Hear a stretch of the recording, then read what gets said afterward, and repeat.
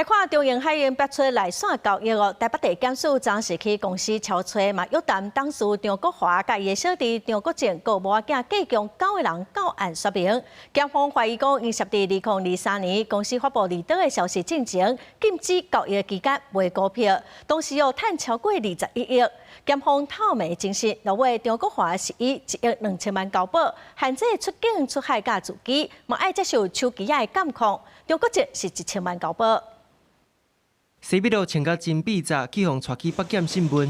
中英海運董事張國華加入去內線交易風波，面對媒體提問，反駁足濟擺。經過檢方核實，以1點2億交保，佇咧科技監控的部分，方要求愛早個按手機啊。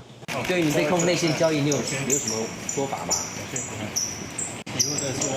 上億的交保金，家屬早就傳便便，敢若用半點鐘就甲張國華辦交保。同款方約談到案的，閣有伊的小弟張國正，啊毋過佇咧到地檢署進前，身軀邊有真濟保鏢佇咧邊仔，引起討論。有涉及內線交易嗎？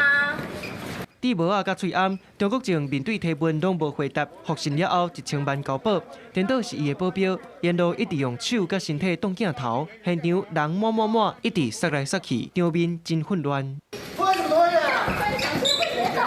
根據了解，北檢這波行動是為113年律師林文平去地檢署市領啊告發控訴張國華等人，已經知影中英海運董事會決定要甲中英航空股票處分，說涉嫌佇咧重大信息公告進前禁止交易的時陣，買足濟中英海的股票，用這款步數不法得利超過21億。專案經過檢方的追查，懷疑涉嫌內線交易，設立約談9個人到案，其中張國華某囝以500萬交保，張國正某囝。還有中英海的董事郭立慶，先後請回。